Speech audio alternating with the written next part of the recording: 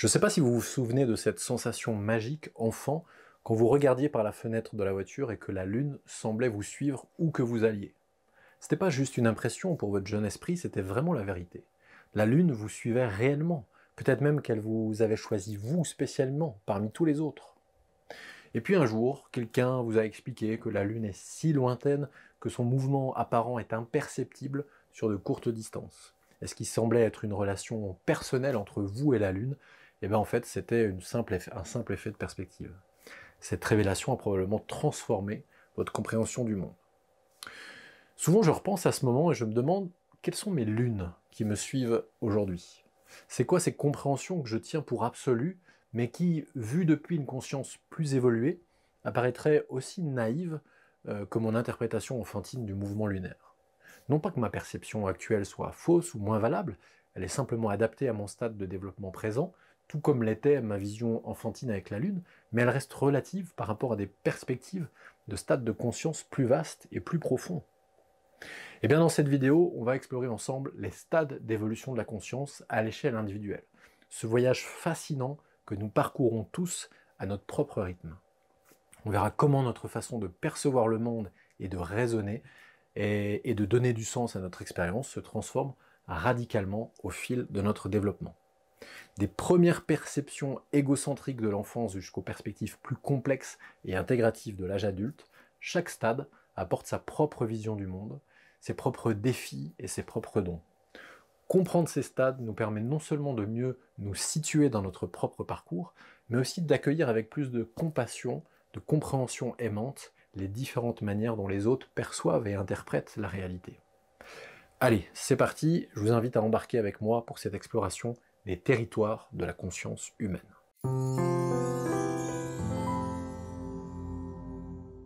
Ces stades d'évolution de la conscience que nous allons explorer aujourd'hui s'organisent en une véritable holarchie, comme nous l'avons vu dans notre précédente vidéo. Chaque stade est à la fois un tout en soi et une partie d'un ensemble plus vaste qui va transcender et inclure les perspectives qui le précèdent. Ce ne sont pas de simples marches d'escalier qu'on gravit pour les abandonner les unes après les autres, mais des niveaux de réalité qui s'emboîtent et s'intègrent, chacun avec sa propre cohérence interne, ses valeurs, ses modes de pensée et sa conception de l'identité. Ce modèle des stades de conscience, c'est important de comprendre que ce n'est pas une invention arbitraire qui tombe de la lune, si je peux dire, mais le fruit d'un immense travail d'intégration et de synthèse réalisé par Ken Wilber. Dans sa quête pour créer une théorie véritablement intégrale du développement humain, Wilber a méticuleusement étudié et comparé plus d'une centaine de systèmes différents, des traditions spirituelles ancestrales aux recherches contemporaines en psychologie développementale. Vous pouvez trouver tout ça dans son livre Integral Psychology, malheureusement pas traduit. Il a découvert des schémas remarquablement cohérents à travers ces diverses sources. Les études empiriques de Lovinger sur le développement du moi, les recherches de Kohlberg sur les développements moraux, les travaux de Piaget et de Keegan sur le développement cognitif, la spirale dynamique de Graves, Beck et Cohen, et beaucoup d'autres. Ce qui est fascinant, c'est que malgré leurs différences de terminologie et de contexte, ces modèles identifient des séquences de développement étonnamment similaires. Wilber, il n'a pas créé ces stades, il les a plutôt cartographiés. Et il a montré qu'ils correspondent à des régularités empiriquement observables dans l'évolution de la conscience humaine. Alors pour rendre cette holarchie vivante, je vous propose qu'on suive le parcours d'Élise, un personnage fictif dont les expériences illustreront comment une même situation peut être vécue et interprétée différemment à chaque niveau de développement. On utilisera le code couleur de la spirale dynamique, un système visuel qui représente bien l'émergence successive de ces stades de conscience, mais j'évoquerai aussi brièvement les couleurs choisies par Wilber qui diffèrent un peu par moment. L'objectif, c'est pas d'établir une hiérarchie de valeurs, mais de cartographier cette incroyable holarchie intérieure que nous traversons tous, chacun à notre rythme et selon notre propre chemin. Commençons notre voyage par le tout premier stade, le beige, ou niveau de survie instinctif. Imaginez Élise comme un nourrisson, entièrement absorbé par ses besoins biologiques immédiats, la faim, la soif, la chaleur, le contact. Sa vision du monde, elle est limitée à ses sensations corporelles. Ce qui existe pour elle, c'est uniquement ce qu'elle peut toucher, sentir, goûter dans l'instant présent. Sa cognition, elle est dite sensorimotrice. Elle apprend par l'expérience physique directe. Son identité, elle n'est pas encore séparée de son environnement. Il n'y a pas de moi distinct du monde. Il y a une forme de fusion avec le monde.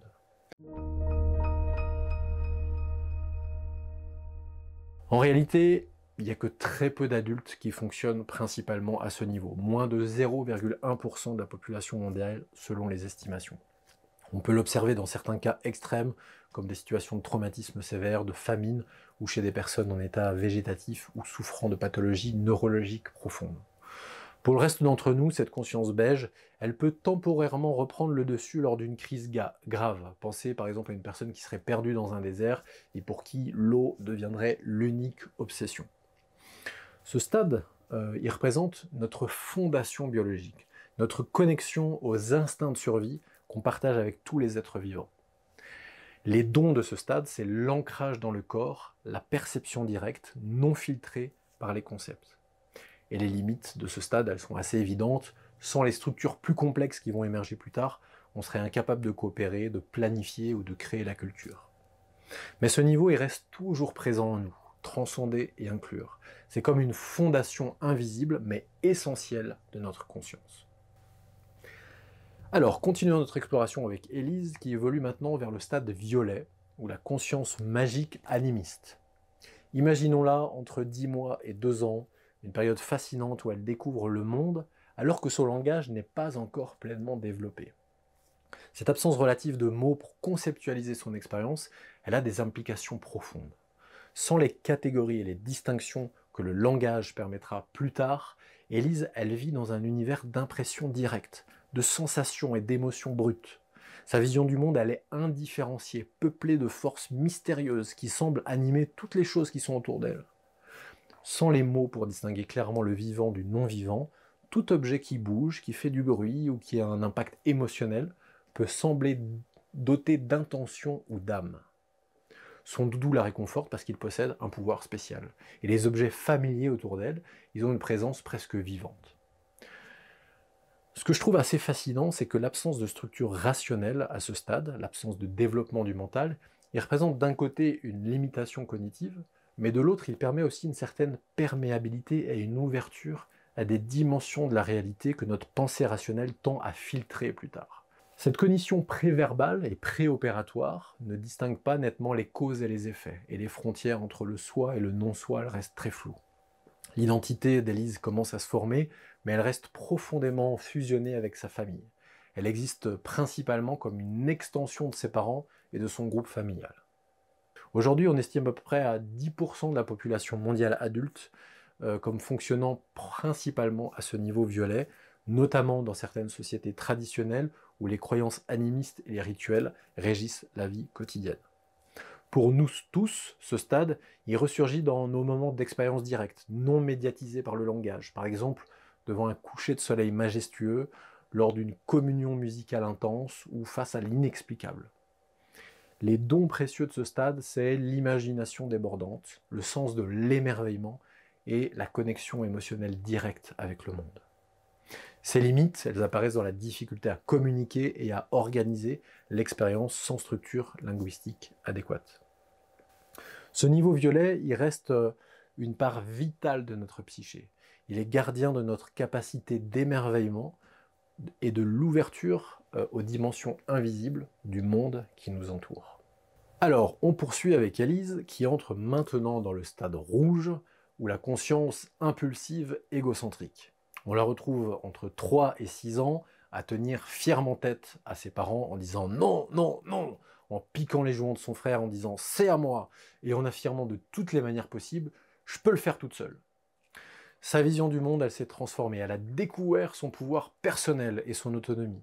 Pour Élise, à ce stade, l'univers est un terrain de jeu où elle peut exercer sa volonté et tester ses limites.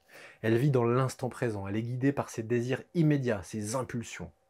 Sa cognition, elle a évolué, elle peut désormais utiliser le langage pour exprimer ses besoins et elle commence à comprendre les relations causales simples, mais elle reste centrée vraiment sur sa propre perspective. Et c'est difficile pour elle de se mettre véritablement à la place des autres, voire carrément impossible. Son identité, elle s'est maintenant nettement différenciée de son environnement. Elle est maintenant un jeu distinct avec ses propres désirs, mais ce jeu, il est encore impulsif, il est dominé par les émotions du moment. On estime qu'environ 20% de la population mondiale fonctionne principalement à ce niveau, où l'affirmation de soi, le pouvoir personnel et la satisfaction immédiate des désirs priment. Dans nos sociétés contemporaines, ce stade il s'exprime dans certaines sous-cultures urbaines, dans le monde du sport, de compétition ou dans des environnements où la loi du plus fort va dominer. Pour chacun d'entre nous, ce stade il ressurgit quand on s'affirme face à l'opposition, quand on ressent une colère justifiée, ou dans ces moments où on suit spontanément nos passions sans nous soucier des conventions. Les dons précieux de ce stade, c'est le courage, l'énergie vitale débordante, la capacité à agir de façon puissante et sans peur, et l'authenticité brute des émotions.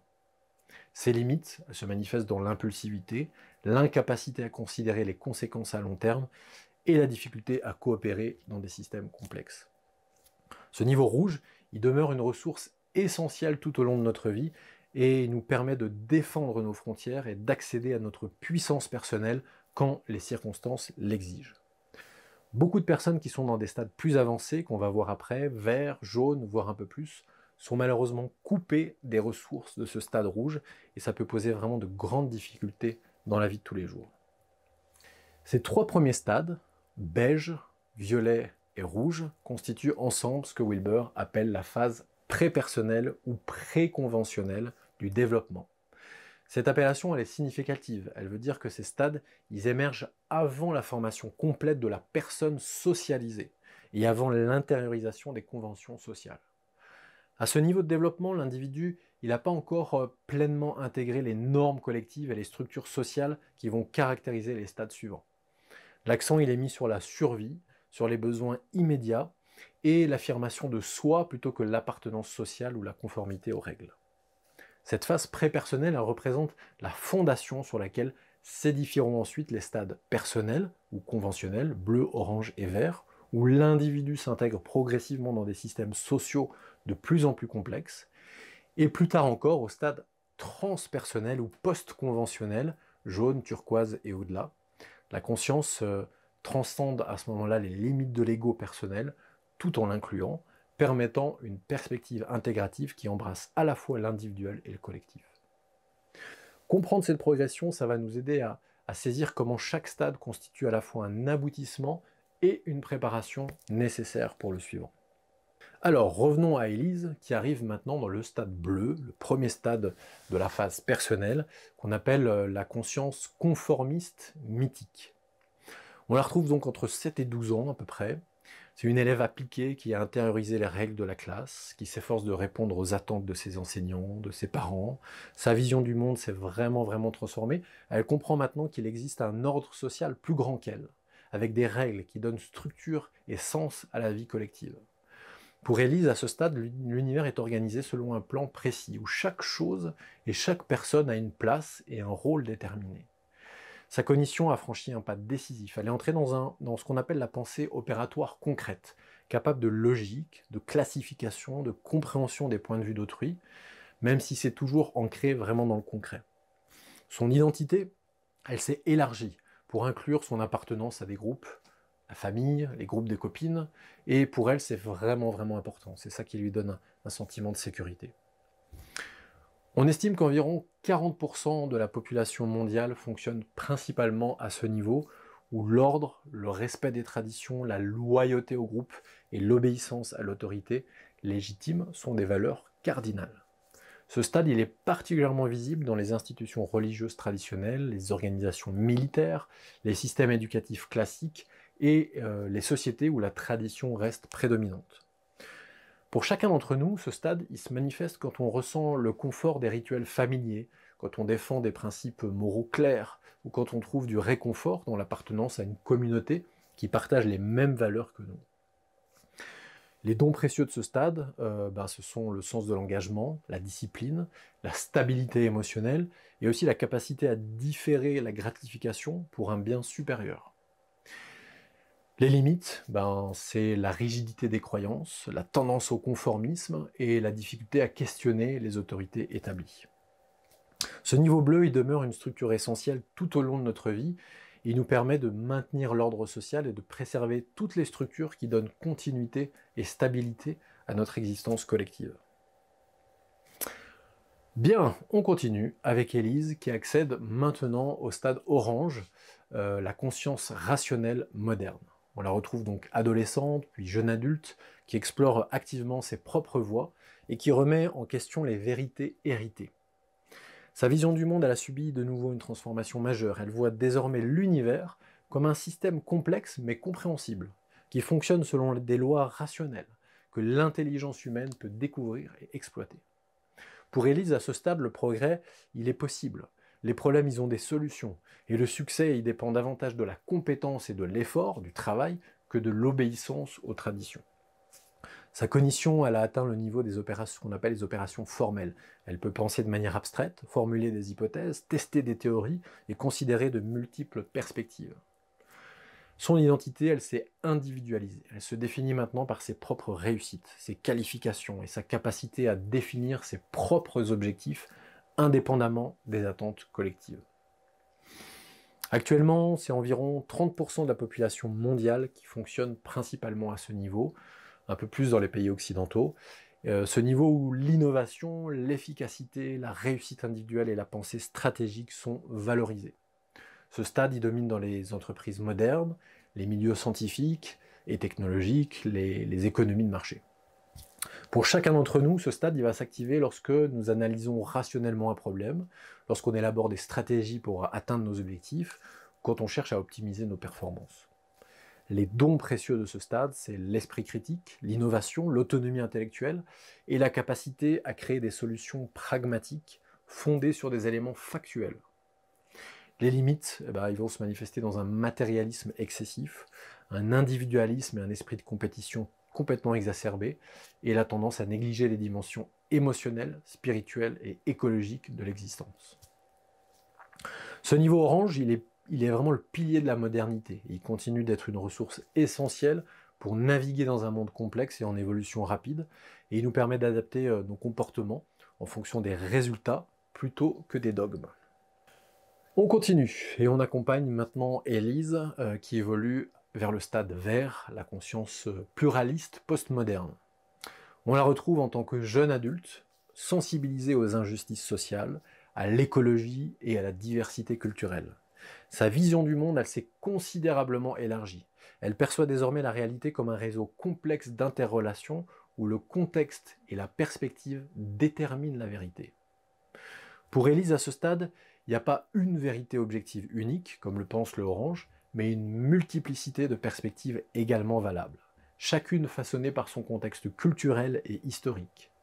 Sa cognition s'est enrichie d'une dimension relativiste. Elle peut maintenant percevoir les limites des cadres rationnels, reconnaître l'influence des biais culturels et embrasser la complexité des systèmes vivants qui résistent à la simple logique linéaire.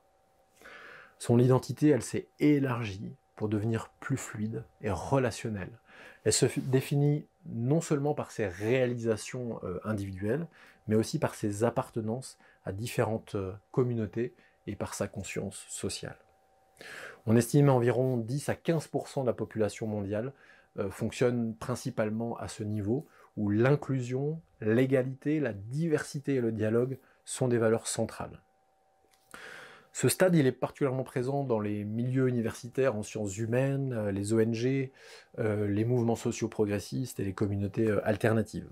Pour chacun d'entre nous, ce stade il s'active lorsqu'on tente de comprendre une perspective culturelle différente, lorsqu'on ressent de l'empathie pour les exclus, ou quand on remet en question nos propres privilèges.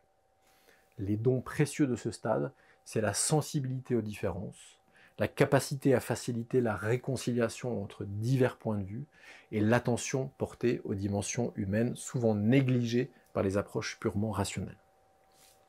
Ces limites, elles se manifestent dans un relativisme parfois paralysant, une difficulté à établir des hiérarchies même fonctionnelles et une tendance à la culpabilisation. Ce niveau vert, avec sa riche sensibilité au contexte et aux relations, il ouvre la voie à une compréhension plus intégrative qui pourra, tout en préservant ses qualités inclusives, transcender ses limitations. Bien, on arrive avec ce niveau vert à la fin, c'était le dernier stade de la phase personnelle, et on arrive maintenant au premier stade de la phase transpersonnelle. avec le niveau intégral, le stade intégral, qu'on appelle aussi teal ou jaune. On retrouve à ce moment-là Élise à un moment de sa vie où une transformation profonde s'est accomplie. Sa vision du monde s'est complètement reconfigurée. Pour la première fois, elle peut voir l'ensemble du spectre du développement en reconnaissant chaque stade précédent, non comme juste ou faux, mais comme une perspective partiellement vraie, adaptée à un certain niveau de complexité. C'est ce que la spirale dynamique appelle second tier, le deuxième palier, on pourrait dire. C'est le premier stade véritablement inclusif de tous les autres. Pour Élise, à ce stade, la réalité, c'est plus un système à comprendre, mais un territoire multidimensionnel à cartographier avec diverses méthodologies. Sa cognition a atteint ce que Wilber appelle vision logique. Elle peut maintenant percevoir les systèmes de systèmes, discerner les schémas évolutifs sous-jacents au phénomène. Son identité s'est transformée en ce que Wilber décrit comme un témoin conscient, une conscience capable d'observer ses propres opérations sans s'y identifier complètement. Environ 1% de la population mondiale manifeste ce niveau de développement caractérisé par une capacité unique à naviguer entre différentes perspectives et à créer des ponts entre paradigmes apparemment contradictoires.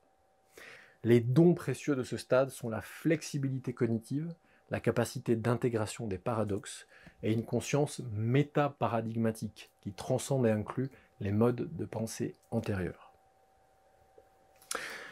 Et on accompagne maintenant Élise dans un saut quantique vers ce que Wilber appelle le stade super intégral ou blanc, le premier niveau du third tier, du troisième palier. Ce passage y représente une transformation aussi fondamentale que celle du premier au second palier. On retrouve Élise dans un état de conscience radicalement différent, où l'être tout entier commence à s'ouvrir à des dimensions véritablement transpersonnelles. Sa vision du monde est désormais celle d'une holarchie vivante, où l'évolution elle-même devient consciente à travers d'elle. Pour Élise, à ce stade, les frontières entre observateur et observé commencent à se dissoudre. Elle ne se contente plus de comprendre l'unité dans la diversité, mais elle commence véritablement à l'incarner. Sa cognition a transcendé la vision logique pour accéder à ce que Wilber appelle une connaissance directe, transconceptuelle, où l'intuition et la cognition fonctionnent en parfaite harmonie. Son identité s'est élargie au-delà de l'individuel pour embrasser des dimensions totalement transpersonnelles, tout en demeurant pleinement incarnée. Moins de 0,1% de la population mondiale accède à ce niveau de développement où la conscience ne se définit plus par ses contenus, mais par sa nature fondamentale. Ce stade, ce n'est pas simplement un niveau plus élevé, il représente l'émergence de ce que Wilber appelle la conscience qui s'éveille à elle-même. Les dons de ce niveau sont une sagesse incarnée, une compassion authentique et une capacité à catalyser l'évolution consciente dans tous les systèmes qu'elle touche. Juste quelques mots sur les stades au-delà du niveau super intégral. Wilber évoque dans ses travaux récents des stades encore plus avancés du third tier, du troisième palier, les stades indigo, violet et ultraviolet. Ces niveaux représentent les potentialités ultimes du développement humain et ils correspondent aux réalisations les plus profondes décrites dans les traditions spirituelles. À ces hauteurs rarissimes de conscience, les distinctions entre développement et éveil, structure et état, sujet et objet, tendent à se dissoudre complètement. Pour Élise, comme pour nous tous, ces horizons ne représentent pas des niveaux à atteindre par effort personnel, mais des dimensions d'être qui invitent à une ouverture toujours plus profonde à la nature fondamentale de notre conscience. Ces stades sont si exceptionnels, manifestés par moins de 0,01% de la population mondiale, qu'ils apparaissent principalement à travers l'histoire humaine dans la personne des grands sages et des mystiques qui ont incarné les sommets du potentiel humain. Nous arrivons au terme de notre exploration des stades d'évolution de la conscience individuelle, en suivant Élise depuis sa perception beige des besoins fondamentaux, en passant par l'animisme magique du violet, l'impulsivité rouge, l'ordre bleu, la rationalité orange, la sensibilité verte, l'intégration jaune, teal, jusqu'aux horizons transpersonnels du blanc et au-delà. On a cartographié ensemble un territoire incroyable de notre potentiel humain.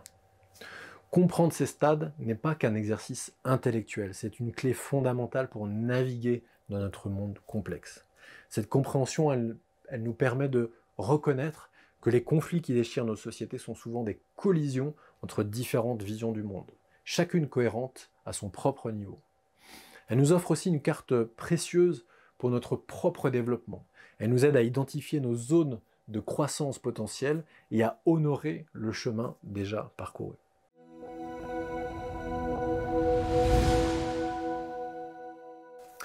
Alors, comment appliquer concrètement cette connaissance dans votre vie quotidienne? Je vous propose un exercice simple mais puissant. Lors de votre prochaine incompréhension ou tension avec quelqu'un, qu'il s'agisse d'un proche, d'un collègue ou même d'un débat public, prenez un moment pour vous demander à partir de quel stade de conscience cette personne perçoit-elle la situation? Sans jugement, essayez d'identifier les valeurs et la vision du monde qui animent sa perspective. Puis, réfléchissez à votre propre position. Depuis quel stade est-ce que je réagis? Cette simple prise de recul peut transformer radicalement vos interactions et ouvrir des espaces de dialogue là où semblait régner avant l'incompréhension. N'oubliez pas que chaque stade a sa beauté, ses forces et sa légitimité. La conscience intégrale ne cherche pas à éliminer ou d'évaluer les stades précédents, mais à les embrasser dans une vision plus large et plus complète. C'est cette capacité d'intégration qui définit peut-être le mieux notre humanité en évolution. Si vous voulez contribuer à l'évolution de la chaîne Holonis, n'hésitez pas à liker cette vidéo et à vous abonner. Dans notre prochaine vidéo, on explorera comment ces mêmes stades se manifestent non plus au niveau individuel, mais à l'échelle des cultures et de sociétés. Ça va être passionnant. D'ici là, observez avec bienveillance cette danse des perspectives qui s'expriment autour de vous et peut-être aussi en vous-même. J'ai la conviction que c'est dans cette reconnaissance mutuelle de nos différentes façons d'être au monde que réside notre espoir de créer ensemble un avenir véritablement intégral. À très vite.